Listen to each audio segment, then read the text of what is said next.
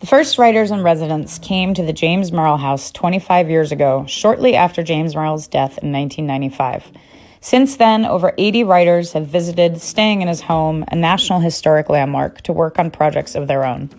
Thanks to Merrill's generosity, the house now belongs to the Stonington Village Improvement Association and is an ongoing inspiration for writers and poets from around the world.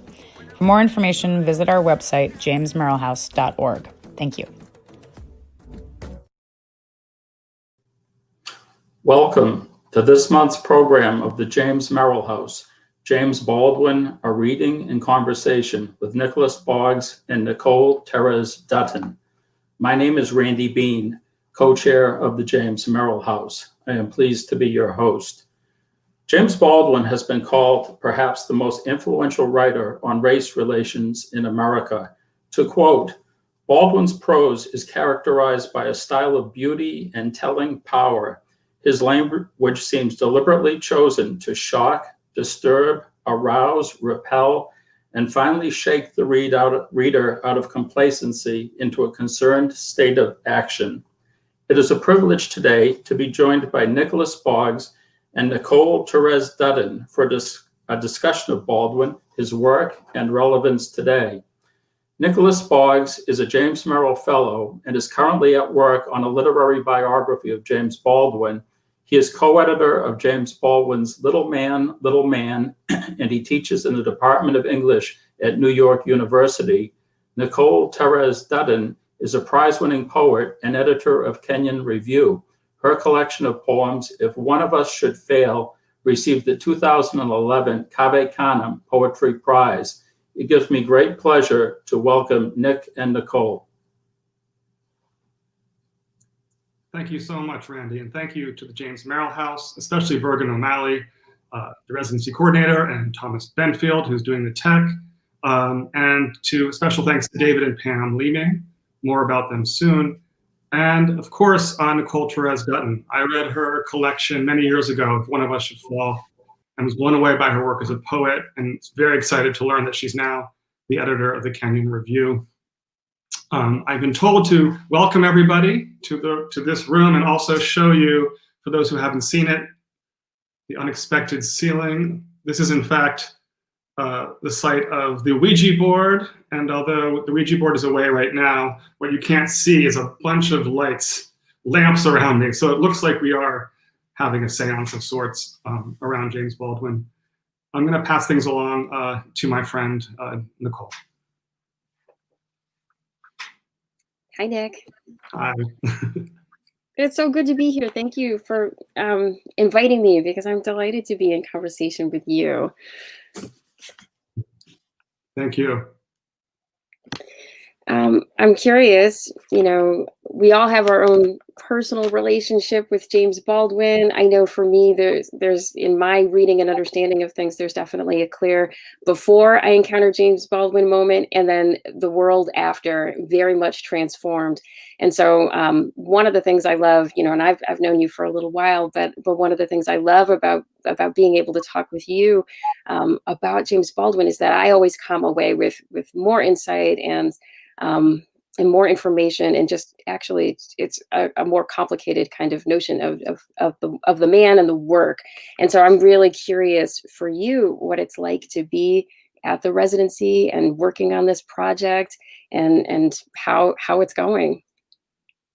I mean, thanks for your question, and it's of course incredible to be here. I just watched the sunset over the water, so it's such a turbulent time in our world. So to have a kind of a refuge to work in has been amazing and sort of appropriate. It's interesting. So James Merrill, James Baldwin, right? And their friends and intimates called them Jimmy. So I'll be working here, and then I will sort of pick up a book and open it, and it will say, "To Jimmy, Merry Christmas," or whatever. And it was a sort of, is it James Baldwin or is it James Merrill?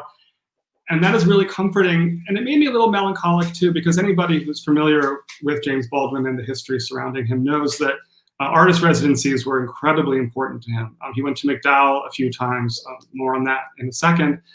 And he actually wanted his final home in St. Paul de Vence in the south of France to become an artist residency. And it's a long, complicated story, but it became instead a bunch of condominiums through some legal battles. And so I was sad about it for a moment, because it's kind of incredible how they preserve his, not just his legacy, but his objects here. I mean, it's really kind of an amazing place to work in that regard. So I was sad about that, and then I reminded myself about the way that residencies have actually played a role recently in preserving Baldwin's legacy. So MacDowell, where I actually stayed in his studio he stayed in a number of years ago, they named their library the James Baldwin Library a couple of years ago. And there's now a Buford Delaney portrait of Baldwin there. More on Buford Delaney a little bit later. And then Jacqueline Woodson has started a residency called Baldwin for the Arts in upstate New York, especially designed for writers of color and artists of color. There's also now a residency in St. Paul de Vence, not in his home, but there, and conferences there. And one Baldwin scholar, Magdalena Zaborowska, who's written a couple of wonderful books about Baldwin, has instigated a sort of archival project in collaboration with the National Museum of African American History and Culture called Shea Baldwin. So I encourage people to check out those residencies and also that website. And one of the great pleasures of being here, and more on this later, as I said, is that James Baldwin, I learned, actually spent time in Stonington visiting David and Pam Leeming. And of course, David Leeming wrote a lot of his legendary biography here, which was published in the 90s. And he also wrote a biography of Buford Delaney, and has been a wonderful sort of inspiration for me and for so many artists, writers, and scholars interested in Baldwin. All of our work wouldn't really be possible without what he did in that biography and in terms of preserving his archives and all kinds of stuff. So it's really special to be here. It's also special, lastly, just because sanctuaries and refuges were so important to Baldwin. He often said that relationships, places, and people, quote unquote, saved my life. So it feels appropriate in a book like mine, which is trying to look at these various geographies, communities, kinship structures, places, to be in an artist residency, and also a place that he happens to have passed through a couple times. That's wonderful. And do you feel a sense of him when you're there at all? I mean, I know you're engaged in the work and you're deep in it, but do you have that sense? So Pam and David kindly told me the address they stayed at, where they lived at, where he visited. So I walked by there a couple of days ago, and I confess that the door was actually open. So I peeked inside, but I did not do what I did in St. Paul de Vence, which is that I actually jumped over the back of the fence and tried to enter the property. I did not enter the property, but it's hard. It's hard. You want to see, we all do, right? We want to see these spaces and imagine these important figures there, but then just to imagine him walking down these streets is also really special. Yeah. And I'm glad that you did resist that impulse right there to jump over the fence. That's probably for the best. I'm always curious, when you have this work, you're also, you're a writer, and I'm curious how the work of biography and the research, how that intersects with your work, what it brings, how it adds, that process for you. But I'm also just curious, like how you are led from one space to another in the research that you've conducted. How are you happening upon this information? And it seems to me, that there's some fairly organic kind of parallels that you've had with his life and his travels. But I'm just curious how that has worked out for you. Sure. Yeah. So I've followed in his footsteps across the globe. I first read him in the DC public schools. I was very fortunate to have a couple of really wonderful English professors, English teachers, I guess we called them then. And one of them had a drawing of Baldwin sort of on the wall. And I remember even before I read him, just seeing those big eyes, and there was something about him that was magnetic, and maybe I'm being, retroactive about it. But as I remember it, as soon as I saw those eyes, I was sort of interested in starting on that journey. And I read him in high school, but it really began in college at Yale, when I was in a Baldwin class, one of the first, or the first ever devoted entirely to his work. So we read everything by him, except this out-of-print children's book for adults that the professor said was at the Beinecke Rare Book and Manuscript Library. So I was looking for a subject for my senior thesis. I went there. I found, you fill out a form. They brought it to me. I was sitting in this glass room, and this book was unlike anything else I'd read by Baldwin or anybody else. It looked like a children's book, but it had mature themes. It was written entirely in what Baldwin called Black English. So that was about a year after David Leeming's biography was published. So I went to his biography and looked it up in the index, and I'd already read the whole book, the whole biography, and there was a mention of it. And actually one of the first emails that I ever sent in 1996 was to David Leeming asking, if he knew Joran Kazak. And Leeming's biography is exhaustive and comprehensive, and he was his friend and personal secretary, so he knew basically everybody except Joran Kazak. So I ended up a few years later tracking Kazak down. People thought he was probably dead, but I wrote some emails to art historians in Paris, and then a few days later, Joran Kazak called me. I was in my studio in Brooklyn, and this raspy French accented man in his 60s said, "I'm alive. I hear you're looking for me. Come to Paris." And from there, I went over there and met him, and he showed me in his studio in Montmartre. I interviewed him, and he showed me an essay that I'd never seen before because it was out of print as well, that Baldwin had written about him for an exhibition. I'll read from that essay in a few minutes. And then we began a long effort to get the book republished, which finally happened with Duke University Press in 2018.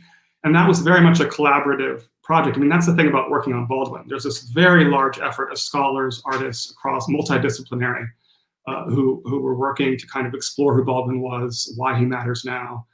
I know you're going to be in conversation with Eddie Glaude in a couple of days. I was, and we'll talk more about that. But I ended up working with Baldwin's niece and nephew, who inspired Little Man, and they wrote an afterword and a foreword, which was wonderful. And we put together a video that I think a 2-minute video that I think we're gonna play for people. And it has some archival footage of Baldwin that my co-editor, Jennifer DeVere Brody, found, speaking to high school students in Berkeley about, and we just a couple little clips about Little Man. This is in 1979. The book was published in 1976. And the voiceover is actually done by Baldwin's nephew, Tijan, who was TJ in the book. And the music is by, the jazz is by a colleague of mine at NYU, Kwame Coleman. So it was a real pleasure to work on this just 2-minute video. So maybe we'll show that to everybody. Let's see the video, and then I have a bunch of questions for you about working with all of those people to bring this into being. Sure.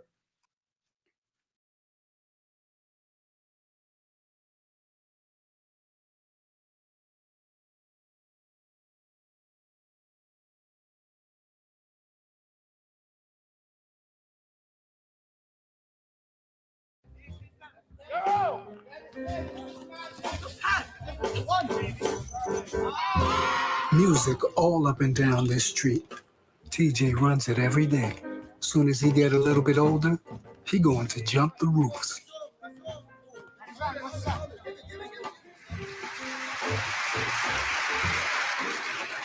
That takes place in Harlem. It's like the block I grew up on. And what was the name of it? Little Man. Blinky, she just looking from across the street. Them eyeglasses blinking, just like the sun was hitting you in the eye. WT is 7, and ain't no excuse for him at all, skipping rope and following behind Blinky. But the one thing the child does not bad is to be talked down to be talked to as baby talk. This street long, it real long. It a little like the street in the movies or on the TV when the cop cars come from that end of the street and then they come from the other end of the street. And the man they come to get, he in one of the houses, or he on the fire escape, or he on the roof. He's sweating and running and ducking, but he done for. He not going to get off this street alive. Do some trouble for your books? Did I run into trouble for my books? Yes. TJ real happy on Sunday mornings when his daddy be home all day and TJ and his mama and daddy all eat breakfast together in the kitchen. TJ's mama is the most beautiful woman in the world. I want you to be proud of your people, TJ's daddy always said. They boss people.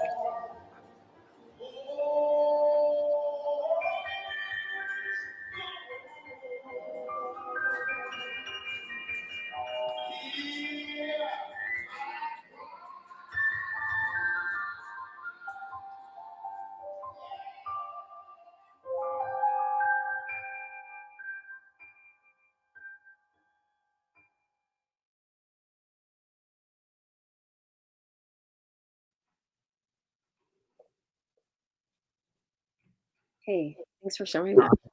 Sure.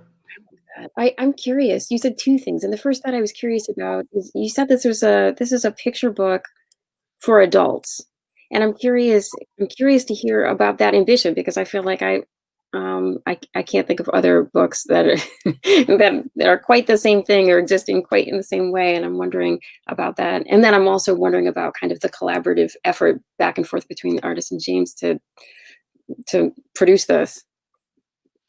Yes, one of the questions that I asked Joran Kazak in the Monarch studio was why, because it was confounding. It was confounding for critics when it appeared. It was confounding for readers, and even the second time around, it was, I think, somewhat confounding. Although now we're more used to these kind of mixed genre, hybrid, YA, works. But it was really ahead of its time. And I said, well, why is it a children's book for adults? And he said, it's a book for someone can read if they're 8 or 80 or 7 or 70. They wanted to create something new, he said. So it was an experiment. And of course, one of the reasons we wanted to get it republished is so that people would have their own interpretation of what this all means. But to me, I talked about this before, but there's this character, Blinky, which is modeled after his niece, Aisha, who wears these sunglasses, these eyeglasses. And it's almost as if adults are sort of being encouraged to look through those eyeglasses as they read the book and see. Actually, I think the copy for the blurb for the book said, from the perspective of someone who's black and less than 4 feet high. So the way that the reader is being encouraged to kind of see the world through her eyes, but it's not in black and white. She sees in all of these colors. So the way the world is described, the way that the skin color other people is described is it's like honey and peaches, or it's the color of coffee early in the morning. So Baldwin was always, of course, writing about the sort of the variations of blackness within the category of blackness. It's something that actually Buford Delaney, his mentor, taught him. And Little Man was dedicated to Buford Delaney, the painter, the amazing painter. So it was also a book that was for Buford, who was suffering from some Alzheimer's and would die a few years later, and was supposed to originally illustrate the book, but was too ill. And so Joran Kazak's aesthetic, was the closest, I think, and they were all friends. Mm-hmm. So he became the illustrator, but he'd never been to Harlem. So he was painting these illustrations of a Harlem that he had never seen. And it was really kind of spectacular. That's really interesting. And so I just wonder too, if he's painting something or he's envisioning, that's all his interpretation of the text and just a completely sort of given impression that he's bringing to life there. Well, Baldwin showed him some photographs of Harlem. Okay.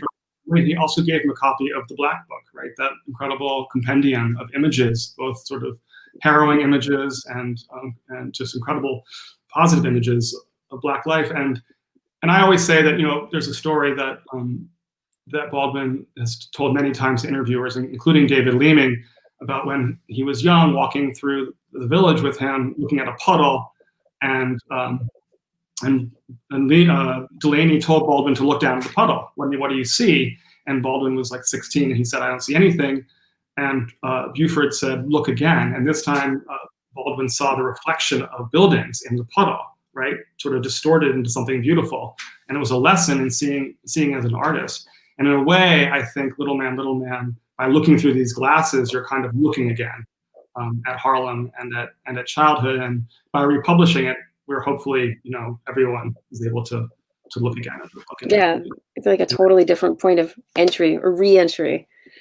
Yeah, it's beautiful. I also appreciate that the images themselves feel not entirely finished somehow. Like I feel like there's room for the person looking to not only be instructed on how to look, but it just seems expansive. There's possibility there too. It's not all of the work isn't done. So I love that. I love the way that book is. You're right. I asked Kazak about that as well. I said, why are some of the faces only partially painted? And he said, quoted Baldwin. He said Baldwin was always talking about, like in the full light, no one is truly black or truly white. So part of that's what those images were kind of expressing in the book. Really interesting. Do you want to read a little bit from that essay? Sure. So this is an essay that was published in 1977. It's very short, like a page in a little bit. But it's sort of vintage Baldwin, and he's writing an exhibition catalog for Joran Kozak's Tuscan landscapes. And this is something that Baldwin also did for Buford Delaney. He wrote wonderfully about his painting and about him as an artist. So I'll just read it for you guys. I met Kozak in Paris in 1959. I was introduced to him by our friend Buford Delaney.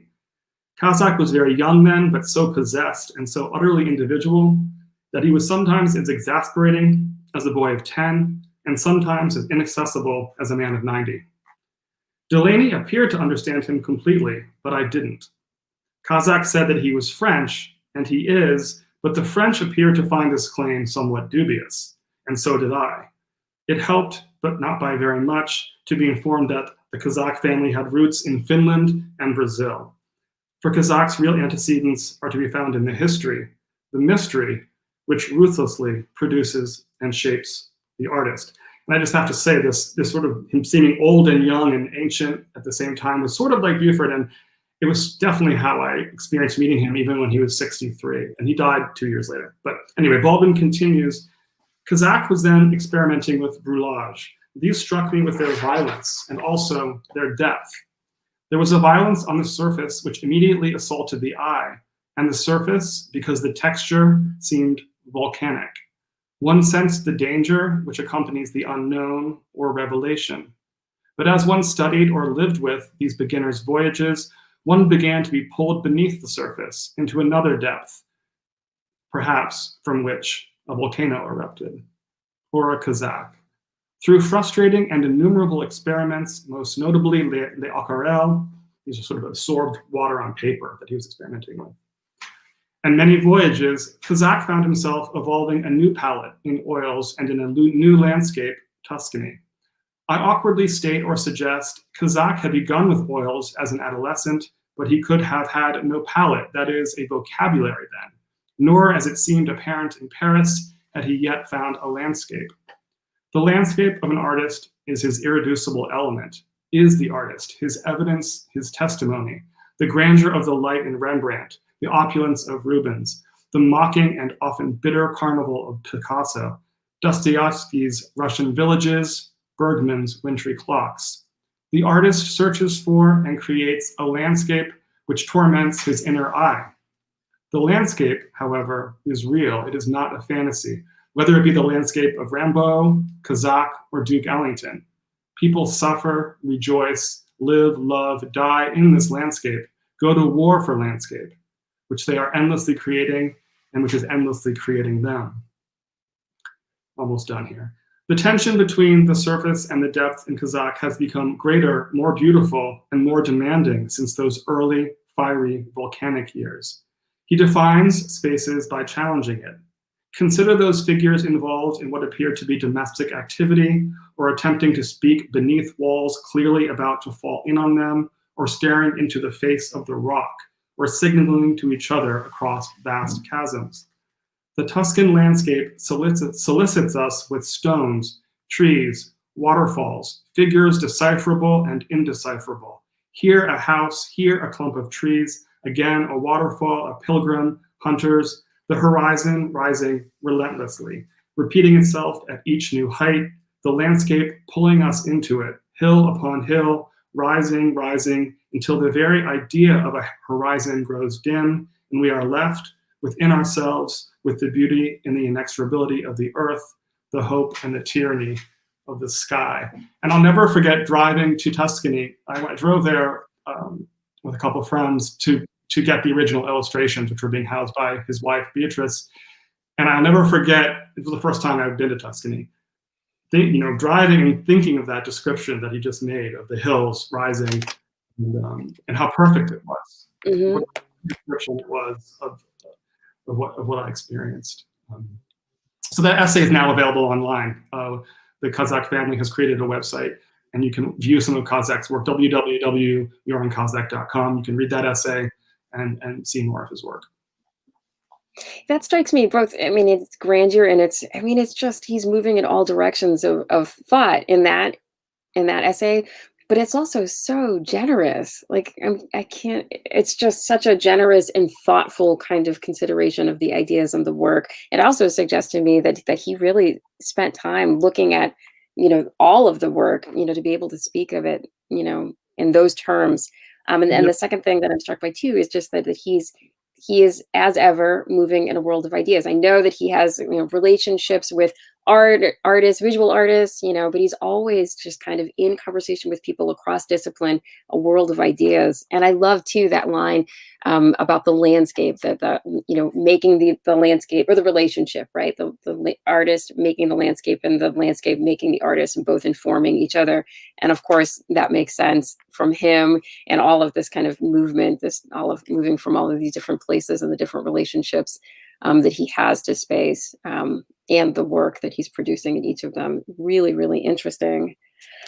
Really. Yeah, I want to add to that just that, one of the exciting things about meeting Kazak and sort of having read David Leaning's amazing biography and, of course, Baldwin's work, is that Baldwin wrote about, and Leaning wrote about it too, this moment of being in Clamart, where Buford lived in Paris, and looking out the window and seeing, and when it was raining, and seeing the branches in the window and how the weather changed, what you saw.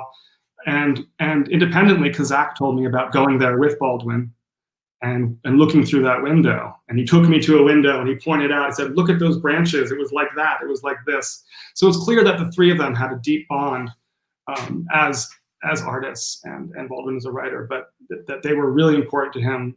Their way of seeing the world, it really influenced Baldwin's writing. It sounds to me also, as you're talking, it sounds like you might have spent a good bit of time with Kazak. Is that true? I did. I met him in 2003 in Paris for that exhibition, and then I went back over there for the summer in 2004 and spent the summer there. And it was very funny because my French was not strong, is not strong. His English is not very strong. So I did have a translator with me, fortunately. But and then unfortunately 2 years later he died. He died of cancer. So he wasn't alive to see the republication, but his family was. His son is Baldwin's godson. His daughter Lela came to New York. Beatrice Kazak, his wife, came, and they actually met the Baldwin niece and nephew for the first time. So it was a very special event to kind of sort of bring the book back into print, but also reconnect the people who mattered to him. Could you also just tell me a little bit about his level of interest in reproducing this work and in having conversation with you and connecting with you? It seems to me that if you have this relationship with Baldwin, there's a lot of it that's, that may not be for broad consumption, that may be private and that may be personal, but I'm just curious if he was forthcoming, if he was eager, and if that also is typical of the people around Baldwin who you've met and worked with. It is typical because everybody loved him so much that, or had such indelible memories of him. In Kazak's case, he was an outsider artist. He was a protege of Balthus, but he was really kind of anti-establishment. He left Paris and went and lived in the south of France, in Tuscany, and just painted in the mountains and did mescaline. So he was really, his family was surprised, because one of the things that I had hoped to do, and I still hope will happen, is that I hope that someday his art could be repurposed somehow, whether it's through installations, just seeing it animated was cool, or I'd love to see contemporary Black visual artists, for example, sort of reappropriate those Harlem images that he did and reinvent them in different ways. And his family was really surprised that he was sort of open to that, because he's usually just so outside and doesn't want to, even talk about his past work and stuff like that. So he was incredibly open. So it was really, really unfortunate that he isn't around, but that's what happens. I think it's extraordinarily lucky that you got to speak with him and work with him, and that he was also willing to share and excited to help. Yeah, that's really that's lucky, and I'm glad for that. So is it possible that we could hear some of what you're working on right now there at the Merrill House? Sure, I'll read a tiny bit. Yeah. It's a good segue because it was Delaney, Buford and Yoron shared a gallerist, a famous gallerist in Paris, Fischetti, and that's how they met. So it's appropriate. And also, I'm going to read from early in the book. Anybody familiar with Baldwin, this is a very familiar story about how Baldwin and Delaney met each other in Greenwich Village, because Baldwin wrote about it himself wonderfully in wonderful detail, and other biographers have written about it. So I apologize for people for whom this is old hat, but it's important. It's sort of almost a myth of origins. I mean, along with that puddle image story that I told you, it's taken on the level of mythology, and there is something mythological, self-mythological, even about Buford and about Yoran Kazak. They were these sort of otherworldly figures, and it's not reductive to describe them that way. Anybody that you talk to sort of says that they were shaman-like, you know. So I will just read from the first couple of pages. Greenwich Village, 1940. On a dreary winter evening, a 15-year-old boy finished sweeping the floors at his after-school job at a sweatshop on Canal Street and headed out towards an unfamiliar address, 181 Green Street. It was walking distance, to be sure, but as he crossed 7th Avenue and made his way through the lamp-lit streets, past the clusters of white men and women in cafes, it was as if he was entering another country altogether. To passerby on the street, he must have looked like an oddity, a short, scrawny, dark-skinned figure, wide-eyed and weary in wrinkled work clothes a size too big. For a moment, he considered boarding the uptown train and returning to his family's apartment in Harlem, even though he knew his father would probably be yelling at his mother by now, and his hungry and restless younger siblings would require his attention as soon as he walked through the front door. But something about his friend Emil's insistence upon giving him this address kept urging him forward. It was after English class at the magnet school they attended together in the Bronx that Emil had told him he'd met a man in the village, a wonderful man, he said, a painter, a Negro. Then he said he must meet him too. Buford Delaney was already a well-known figure in the village, a reputation that was about to explode with the publication of his friend and fellow artist Henry Miller's essay, The Amazing and Invariable Buford Delaney. Buford's studio was, quote, a heavenly abode full of canvases mad with color, and so cold its stove couldn't possibly warm the chill of the grave which emanates from its dripping walls, floors, and ceiling. The streets, he goes on, outside were infested with sinister shadows of crime and with prowling alley cats, which thrive on the garbage and ordure that litter the gutter and pavements. But even these exaggerated descriptions would not deter locals and out-of-town visitors alike from finding their way to Buford's studio.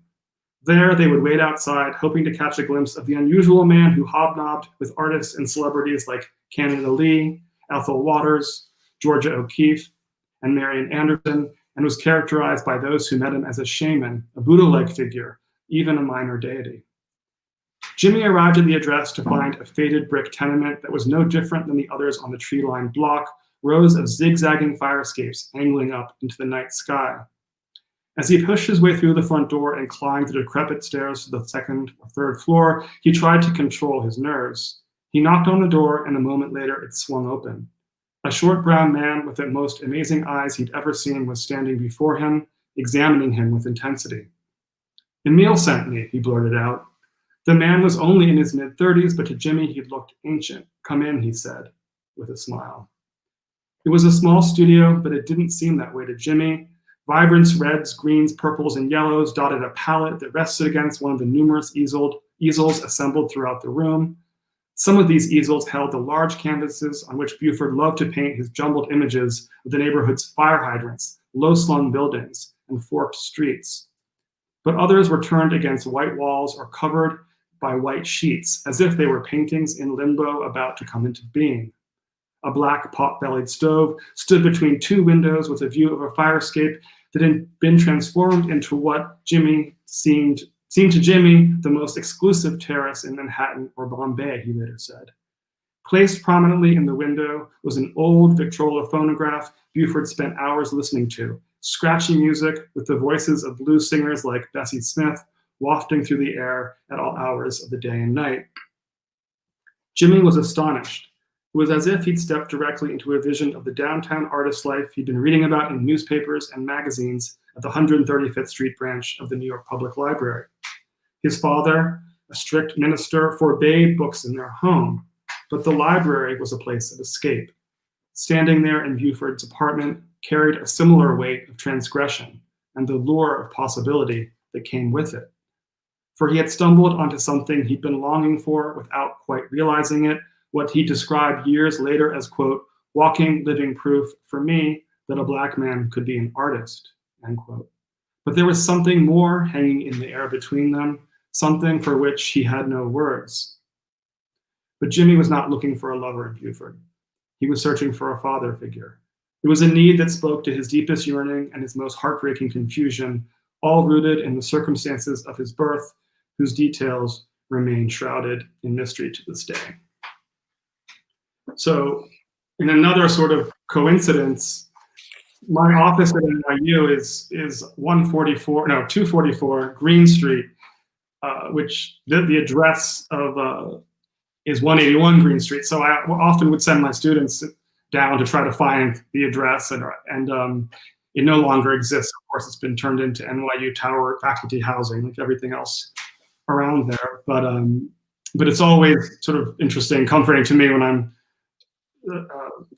bogged down in grading or office hours to think I'm on Green Street, where this all happened once upon a time. Yeah, that's another interesting parallel in terms of geography for you. And also there's something very heartbreaking to understand that those are spaces that don't exist and that haven't been preserved, and that there hasn't been that kind of investment to maintain that. But I love the way that you've done some of the work of that preservation in the telling of that moment. And you can only imagine what it would be to meet, someone kindred like that. And there's so many things. I love just the level of detail and texture in that description and that telling. But one of the things that I really I noticed there was the description of the studio itself. And I'm reminded again, just the physicality of producing art. And then you look at that, and to be in that space that can't have been comfortable, that can't have been easy.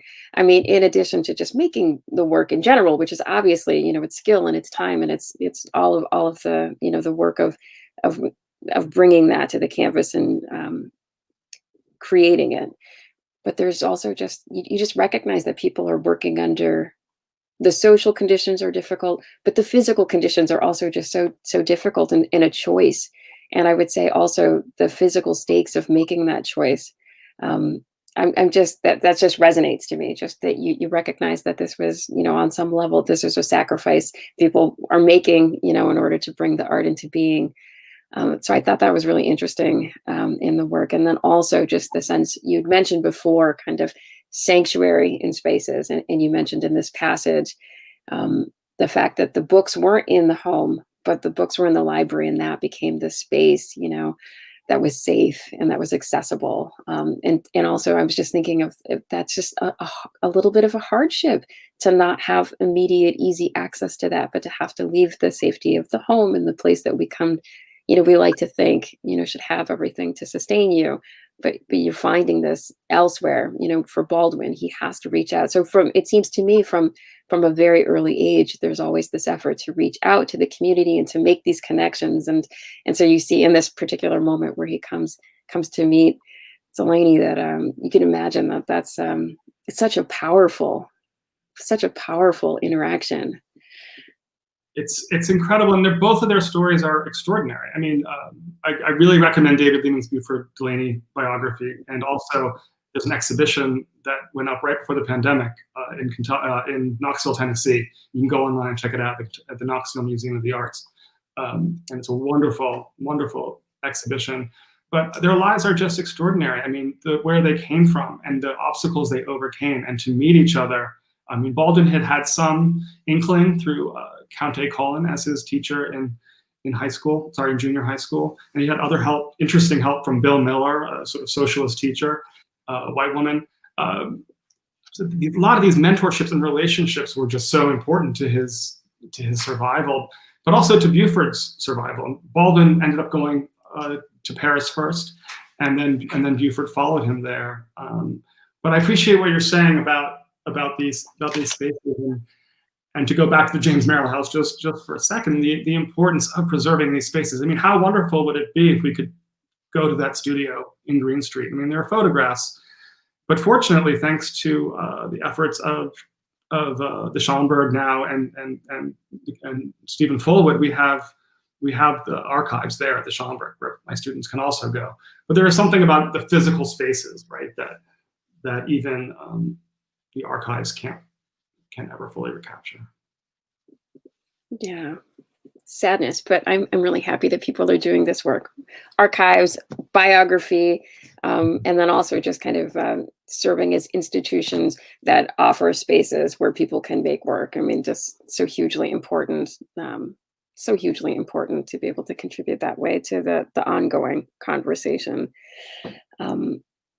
I'm curious, I know that there's all these kind of geographic moments where you intersected with Baldwin in your journey and I'm just curious about, we've got New York, we've got Paris, but I'm curious other places and other kinds of moments and other pieces of information that you've been able to gather about Baldwin through your travels and studies.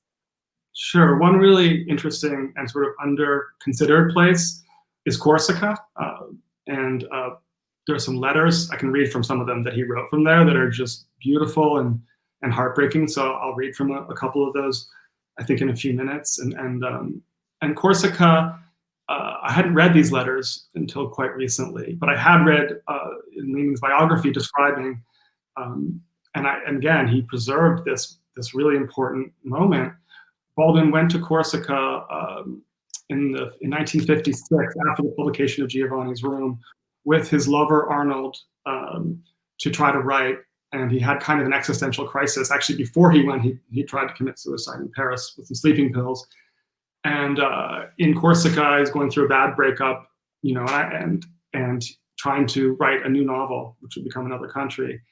And he actually seriously contemplated suicide again, and sort of went out on a terrace with a glass of brandy and climbed through these brambles down to the water, and threw the brandy in the water and thought of ending it, thought of Virginia Woolf, and then sort of had an epiphany about sort of his need to return to his work as a witness, to write Another Country. After that, not long after that, he went back to the States for a really important trip south that was terrifying for him, but also really important. And so I decided to go to Corsica. I'm thankful for a Robert Caro Fellowship allowed me to go there a couple summers ago. And Robert Caro, of course, is the great biographer and has all these tips. You have to read everything that was ever written, and you have to go to places so that you can have a sense of their settings. But my experience going there, I had one lesson to add, which is don't bring a translator, bring your mother. So I ended up bringing my mother on this trip, and it was one of the smartest decisions I made. So it's too long a story to tell, but we went hunting throughout the town to find out this house that he'd stayed in, and no one had been there. And through the post office and in various ways, we got a good lead on what it was, but we were walking through the heat, the Corsican heat, and there were bushes, and I saw the terrace, and I thought, oh, are we going to go in there? And then a woman came out, and she was sort of doing some laundry or something, and being the intrepid biographer, I jumped behind a tree. But my mother went, bonjour, and we got invited in, and it ended up being the family that had bought the house from the person who owned it when Baldwin lived there. And I think we can show a picture of, first of Buford and Baldwin, but then I haven't verified this yet, but I think they had a palette that Buford had used when he was there, and I took some pictures that I'll share with you. And then I'll read some letters that he wrote while he was there. So let's show some pictures. I think the picture of this is Buford and Baldwin in Paris in the 60s, so a little bit after this period. Mm-hmm. The next picture is the palette. Again, I haven't confirmed this, but I'm working on it. And then the next picture is. This is the house that we found, and you'll see the he had to jump down over that with a glass of brandy. That was impressive. And then he walked down to this water. This is the water, we think, where he went. And one thing I want to note is there's this plant there called machia, which has this, it's really fragrant, but it also has little nettles. It can sting you, and that's just important for the letters that I'll read in a moment. So I see we're getting along in time. So why don't I just read really quickly from these two letters. The first one he wrote, I'm not sure whether it was before he went down to the water or after, but it's written to a woman named Mary Painter, another important relationship. She was an American economist in Paris, and a woman that he said if he could marry a woman, she would have been the one. And he ended up dedicating another country to her, and they have these extraordinarily intimate and fascinating letters between them. I'll just read a tiny bit. And I should say Baldwin references some poetry here very, very briefly.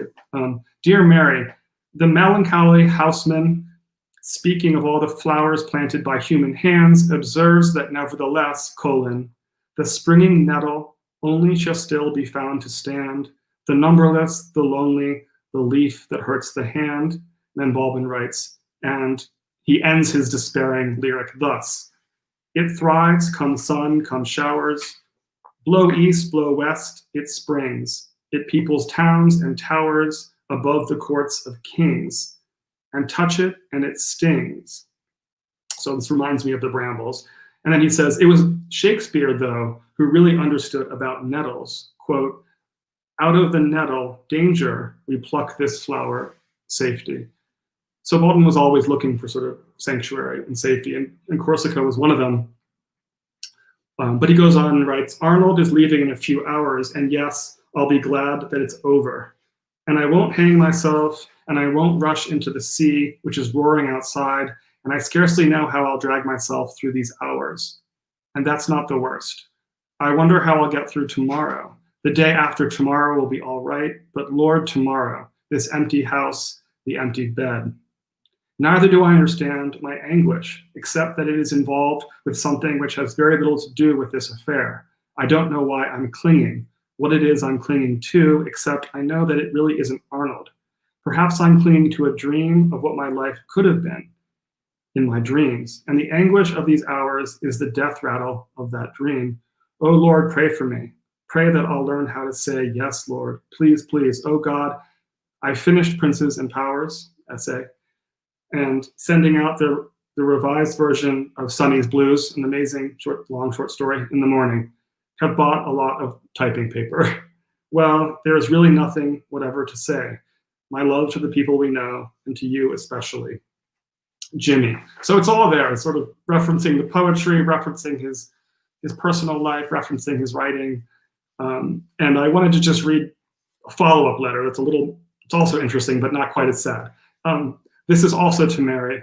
This is after Arnold has left, and it just describes sort of his writing day, which of course, reading it while I'm here was especially meaningful. And I'll just read a little bit from that. Dear Mary, so this is still in Corsica. Dear Mary, let me describe to you the daily island life, which unlike other daily lives, begins at night. After supper, I retire to my room, read what I've so far managed to get written. This never has a very good effect on me, and I eventually escape into the world of things I'm going to write, all of which, of course, will be infinitely superior to the present trash.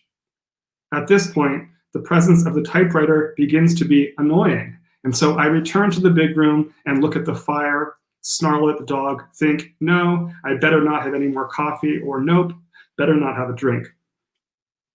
I wonder if I should maybe cook myself something to eat, or perhaps wash out a pair of socks, or my hair, or my shorts, or the kitchen. I break down and have a cup of coffee, think, no, I'd better not play any records. I look at the records anyway, just to make sure. Then I wonder if there's any popcorn in the house. There isn't. The coffee tastes awful. Eventually, in an indescribable bitterness of spirit, I am before the typewriter again. I pick up some paper with loathing and put it in the typewriter and strike the typewriter violently. Eventually, I hear birds singing, and it's time to go to bed. And so I utilize my few daylight hours by charming the ladies of the town, who are incidentally to be found at the post office, the butcher's, the tobacco, and the grocery, In a fine flow of masculine vanity, I return home and cook supper. So Baldwin, was a remarkable night owl, as many know. But I just love the details of his writing life, and that's what he was there to do, and the sort of what residencies afford us, which is time when we're not writing, but we're thinking, we're leafing through books, and we're taking walks, and we're, I guess, flirting with the women in town. So there's that side of it, but there's also a side of it that makes me, especially from the earlier letter, sad a little bit that there was this great artist and great writer, had to run away, in order to get the work done. The story that David and Pam told me about Stonington is basically that he came here a couple times in the 80s to visit them, and he was afraid for his life when he left. When he was flying back, he had to have some scotch right before he went, because the FBI was on him. I mean, I looked at the FBI files on him.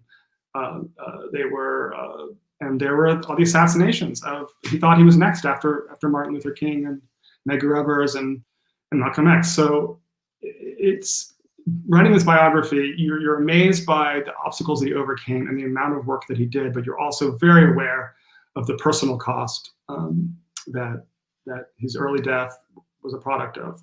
And it makes you reflect. I mean, you and I were talking yesterday, we were watching AOC's Instagram post about her, and it was actually, it made me, she talked about, if you haven't seen it, I recommend it, but she talked about, her fear, the real fear she had, and yet she was there still speaking the truths to power in its aftermath. And that really reminded me of Baldwin, actually, in some really interesting ways. Yeah, absolutely. And you were noting that the way that she was able to embrace her vulnerability and her fear in that moment, and just really testify to that. I mean, it's such a brave thing to do, but it's such an expensive thing to do. You imagine just someone speaking is such a threat that to people, speaking truth to power, as you say, and definitely that feels exactly what Baldwin was doing. And doing it all the way. I love those letters, by the way, too. That's a very different Baldwin voice than the essays and the things typically that I associate with him and his, just kind of the map of his thinking, but characteristic, I would say, in their vulnerability and clarity. And then of course I just found myself, I just have to chuckle that second letter, because so much of the writing life really is just not writing and walking around and wondering about popcorn, and that feels very accurate and true. And again, the kind of thing that does is a weird, huge part of the process that writing requires. Like, you definitely need to have that time to be present and to acclimate yourself and to have the room in the space to kind of explore the thoughts and let them gather in your mind. So that's interesting. And funny. That was a lot of. It makes me feel a little less bad when I'm not writing when I'm supposed to be writing. But you said something that was really interesting, and I'm thinking of this both in terms of the personal stakes, and then I'm thinking about that need, well, also sanctuary. But you said something about him needing to flee or run away or be away in order to do the work. And I'm wondering if you could talk a little bit more about that. Yeah, I mean, I think he always said he couldn't write in New York because he had trouble in London too. And he came to France in part because there's the mythology of the 20s and everything. But he also loved that he didn't know French. That he was sort of he couldn't understand the language around him. And I think also that it was a kind of a chosen exile rather than the one that had been imposed on him, right? Mm-hmm. in the US. And it was very freeing in that way. And then he learned the language eventually, but that he didn't have it in the beginning was important. But then he went to Istanbul. I mean, and that's actually, it's incredible. That's where he met David Leeming. He had just finished writing Another Country, and David Leeming was teaching at a university there, and walked into the room at a party, which is a great story. But he had to escape to these places, in part because of his safety. I mean, he really was afraid for his life. And then the south of France, which he just fell in love with, was a place. But he would come back to he'd come back to the States. He called himself a transatlantic commuter. he didn't consider himself an expat at all. And he understood himself, as a citizen of the world, and that he had this calling, and he had to move around. But it is a reminder of why these residencies, like the James Merrill House, like McDowell, why they matter so much for all artists, but I think particularly for artists who are confronting social ills and are speaking the truth of power. It's exhausting. I mean, it is really a tiring thing, and one needs these kind of refuges. They also need. I'm going to turn my question back to you, actually, about the Kenyon Review. I'm curious. It's different than a residency, right? But it's different than a biography, but it's another way of creating a new archive, right? And James Merrill was actually published right when he graduated from college. He was published in the Kenyon Review, and Baldwin never was. But I'm curious how you see, your work as an artist and a poet, and as a kind of archivist. Like how can literary publications, play a role in a similar role, but different to what residencies can do, and things like that. Yeah, I mean, and I think that's a really good question. And I think it's one that's worth thinking toward in my work. I'm always, part of what is really important to me is to be able to open up the review and to be welcoming, and to really be attentive to what is happening and the kinds of literary conversations that are happening, but also the ones that have been silenced or that have been, renovated and paved over, and that have been excluded, or are small or underrepresented in the magazine. And I feel like Baldwin not having been published in the review, that's we can correct that, and I think that there's this other kind of extraordinary opportunity to build and to preserve and to create those spaces, just to re-enter into the record, the actual conversation. And I think, with someone like Baldwin, as this is, we're never going to stop looking to Baldwin to hear what he has to say, and learning from the work that he did, and being taught by his, his fierce love of us and his insistence that we learn to look from multiple perspectives. He's showing us how to look all the time. And so I feel like that is being able to remind people of that, and to revisit that, and to extend that conversation, I feel like we have such a short memory sometimes too. So just to insist that we do remember, recall, and we hold, and we do those kind of like reclamation acts of, claiming something and then putting it forth again. I feel like I think it's doable, and I think it's a worthy project, and I'm personally really happy to do it. And then I do think, I'm curious for you as you kind of, I know that you said that, Caro said, read everything and go everywhere. But I'm curious how, I know that you're part of this, you're on a mission, right? You're doing this research, but I'm wondering how that impacts you just as in your own work and thinking and growth and development as a writer. Yeah. Well, we only have 2 minutes left, but this is a project that I've been working on in one way or another for a very long time, but sort of inadvertently. I didn't realize I was going to be writing a biography until very, very recently. I always thought I was republishing the book and writing shorter pieces. So I've sat with Baldwin for so long, and which has been an incredible experience. But I will be ready, for new projects after that. Having said that, before we sign off, I want to say that Nicole will be in conversation again about Baldwin, but with Eddie Glaude for MLK Day in a couple of days. Which I was in conversation with him a couple months ago through the Levy Center, and he is wonderful to talk with. So I encourage people to tune in for that. I encourage them to go back and read or reread David Leeming. I encourage them to check out the Knoxville Museum of Art, the exhibition of Buford Delaney, and also to check out Shea Baldwin at the National Museum of African American History and Culture, because once again, it's a big collective effort here to kind of explore who Baldwin was and what he can mean today. And thank you, Nicole, for helping us do that. Absolutely. Thanks for inviting me. And I'm really excited for your work. I'm excited to see it. All right. Thank you, everyone. Take care. Have a good night. On behalf of the James Merrill House, thank you, Nick and Nicole, for a powerful, fascinating, and timely conversation. And thank you to our audience. Bank Square Books has copies of Little Man on sale at the James Merrill bookshelf. You can follow the James Merrill House on Facebook and Twitter and visit us at jamesmerrillhouse.org.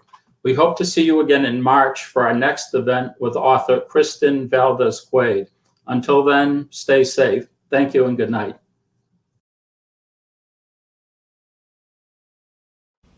The first writers and residents came to the James Merrill House 25 years ago, shortly after James Merrill's death in 1995.